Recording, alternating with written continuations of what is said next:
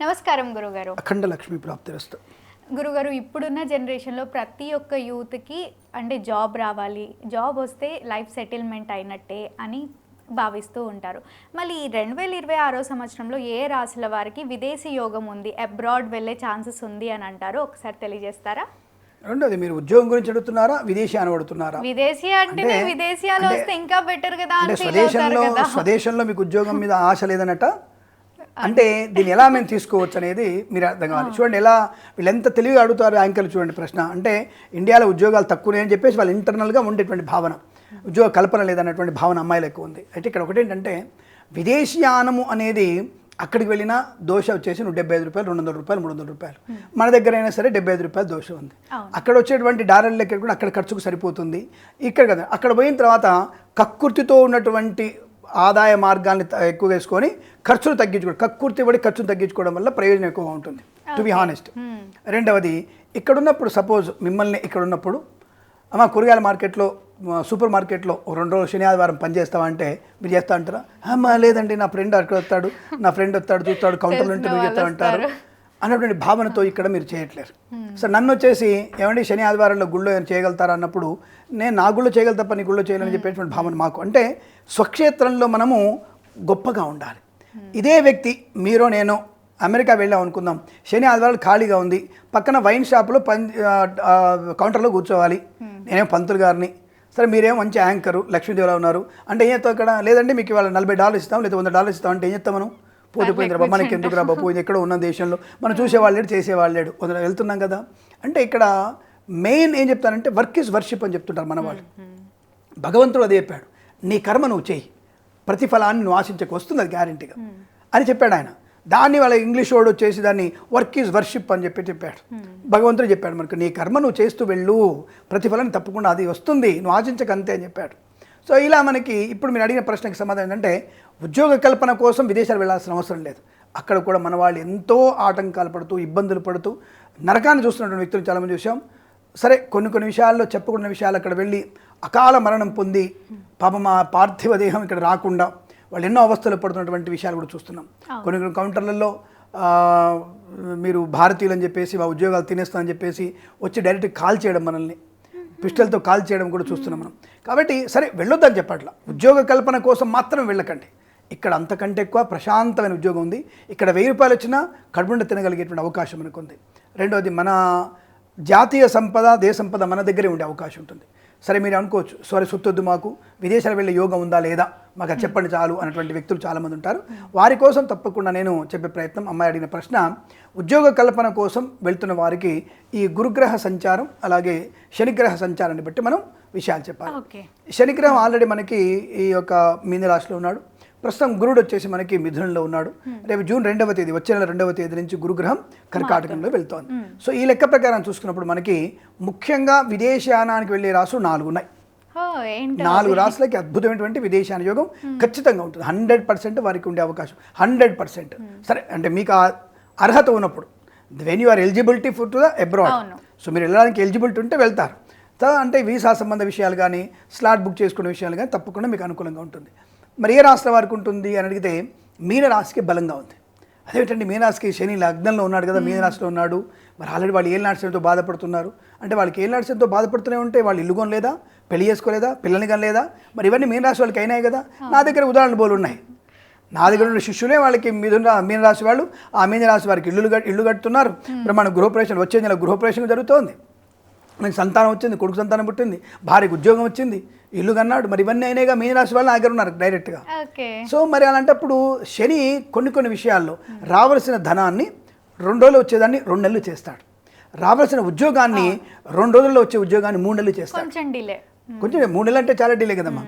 So ఆ delay చేసే అవకాశం ఉంటుంది. కానీ మీనరాశి వారికి ప్రస్తుతానికి చతుర్థంలో గురుడు కొంత యువకారకుడైనా పంచమంలోకి వెళ్తున్నాడు. అంటే 2వ జూన్ నుంచి 5వ ఇంటికి వెళ్తున్నాడు. కాబట్టి తప్పకుండా మీనరాశి వారికి గురుగ్రహ సంచార కర్కాటక సంచారం వల్ల తప్పనిసరిగా వీరికి విదేశీయాన యోగం ఉంటుంది. ఇందులో మీకు సందేహం అక్కర్లేదు. 2వ రాశి ఏమిటండి అంటే వృశ్చిక రాశి. వృశ్చిక రాశి వారికి అద్భుతమైనటువంటి యోగాన్ని కలిగిస్తాడు. వృశ్చిక రాశి వారికి అద్భుతమైనటువంటి భాగ్యస్థ గురుడు ప్లస్ వీరికి పంచమంలో శని నెగిటివ్ ఏం చేయడు. వీళ్ళకి వృశ్చిక రాశి వారికి పంచమ స్థానం నెగిటివ్ ఏం చేయడు. కానీ మంచి విదేశీయానాన్ని, బుద్ధి జ్ఞానాన్ని, వైవాహిక ఆనందాన్ని, సంతానాన్ని కలిగిస్తాడు. విదేశాల్లో ఉన్న దంపతులకి వృశ్చిక రాశి వారికి సంతాన యోగం ఉంది ఇప్పుడు. సరే వారికి అక్కడ పోయిన తర్వాత అక్కడ కంటే అమెరికా పౌరుడు అవుతాడా కాదా అనేది ఆ ట్రంప్ గారి విషయం మనకు తెలియదు, కానీ కెనడాలో పుడితే కెనడియన్ అవుతాడు, అక్కడ పుట్టిన వాడికి ఆ యొక్క దేశ పౌరసత్వం వచ్చేస్తుంది. అలా మనకి తప్పకుండా అక్కడ ఉన్నటువంటి వ్యక్తులకి సంతాన యోగం అయ్యే అవకాశం కూడా ఉంది. ఇక్కడి నుంచి వెళ్ళడానికి కూడా అవకాశాలు బలంగా ఉన్నాయి. వృశ్చిక రాశి వారికి, ఉద్యోగార్థులకి తప్పకుండా విదేశాలు ఉన్న వారికి 100% మీకు ఉద్యోగం వచ్చే అవకాశం ఉంది. ఇది గ్యారెంటీ చెప్పవచ్చు. విదేశాల యోగం కూడా వృశ్చిక రాశి వారికి బలం బాగా ఉంటుంది. మిత్రుల వల్ల సహకారం ఉంటుంది, తండ్రి తరఫు వాళ్ళ వల్ల సహకారం ఉంటుంది.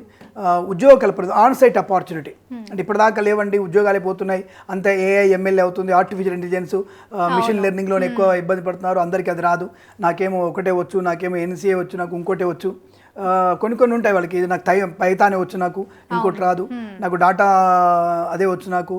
మరి అన్నప్పుడు నీ అర్హతను బట్టి ఉద్యోగాలు వస్తాయి. నువ్వు 10th పాస్ అయిపోయిన గవర్నర్ గిరి రాదు, అది రాజకీయంగా నువ్వు ఉండగలితే వచ్చేది తప్ప 10th పాస్ అయిపోయి గవర్నర్ గిరి, 10th పాస్ అయిపోయి ఐఏఎస్ అంటే రాదు. అది నీకు అర్హత ఎంతవరకు ఉంది, నీ కాగితాల్లో బలం ఎంత, నువ్వేం ఉత్తీర్ణత సాధించావు, దాన్ని బట్టి మనకు తప్పకుండా మంచి ఉన్నతమైనటువంటి విదేశీయానం వృశ్చిక రాశి వారికి కూడా బలం కనపడుతుంది. నెక్స్ట్ వచ్చేసి మిథున రాశి వారికి. మరి మెయిన్ అయిన తర్వాత మిథునం చెప్పాలి కదా, మిథున సెకండ్ ఆప్షన్లో ఉంది. మిథున రాశి వారికి జూన్ 2వ తేదీ నుంచి 2వ స్థానంలోకి గురు సంచారం ప్రారంభమవుతుంది. దానివల్ల వీరికి అప్పుల బాధ నుంచి విముక్తులయ్యే అవకాశం. ఎవరెవరైతే ఈ కువైటు, దుబాయ్, యూఏఈ అటువైపు ఎవరైతే ఈ ముస్లిం కంట్రీలో ఉన్నారో వాళ్ళందరికీ కూడా మంచి ప్రయోజనం కలిగేటువంటి ఉద్యోగ లాభం ఉంది. అలాగే విదేశాలలో కెనడా, ఆస్ట్రేలియా వెళ్ళే వారికి తప్పకుండా ఈ మిథున రాశి వారికి ఆప్షన్ ఉంది. బట్ అమెరికా వెళ్ళడానికి మాత్రం మీ జన్మజాతకాన్ని చూయించుకుంటే, జన్మజాతకంలో కనుక భాగ్యస్థానం బలంగా ఉంటే మీరు అమెరికా ప్రయాణం కూడా మీకు కలిసి వచ్చే అవకాశం ఉంటుంది. మిథున రాశి వారికి కూడా అద్భుతమైనటువంటి ధనయోగము, విదేశీయానము, విద్యార్థికి మంచి అవకాశాలు కూడా అమెరికాలో ఉంటాయి. అంటే విదేశాలు వెళ్ళే నిమిత్తమే ప్రయత్నం చేయవచ్చు. ఉద్యోగార్థులకి మాత్రం ఈ ముస్లిం కంట్రీస్ వాటిలోనే మీకు ఉద్యోగ కల్పన బాగుంటుంది. అంటే వీళ్ళు ప్లంబర్లు, ఈ టైలర్లు వీళ్ళు ఉంటారు కదా, ఈ కట్టర్లు, ఎలక్ట్రీషియన్స్, వీళ్ళకి ఎక్కువగా ఉద్యోగాలు వచ్చు. అంటే వాళ్ళు కూడా మనుషులేగా. విదేశీయానం అంటే కేవలం బీటెక్, ఎంటెక్ లేనివాడికి కాదు కదా. సో వాళ్ళకు ఉంటుంది కాబట్టి వాళ్ళు కూడా తప్పకుండా విదేశాలు మంచి సంపాదన సంపాదించుకోవడం, మంచి వృత్తిలో అభివృద్ధి పొందుకోవడం, డబుల్ ఇంక్రిమెంట్ రావడం, మంచి డెవలప్మెంట్ బాగుంది. ఎందుకంటే ఇంకోటి ప్రాక్టికల్గా మాట్లాడుకుంటే యుద్ధం వల్ల అనేక దేశాలు నష్టపోయినాయి, ముస్లిం దేశాలు చాలా మటుకు నష్టపోయినాయి. ఇప్పుడు వాళ్ళకి పని చేసేవాడు కావాలి. సో పనిచేసే తత్వం ఉండేది మన దగ్గర ఉన్నటువంటి వ్యక్తులు ఎక్కువగా పనిచేయడానికి సులువుగా వెళ్ళగలిగే అవకాశం. నెక్స్ట్ చైనా వాళ్ళు, ఈ 2 దేశాల వారికే ఈ యూఏఈ కంట్రీలు, ముస్లిం కంట్రీలు ఎక్కువగా ఉండి పని చేయగలిగే సామర్థ్యత. సరే 10 గంటలు పని చేసినా మన వాళ్ళు శరీరం దాచుకోకుండా పని చేయగలిగే అవకాశం.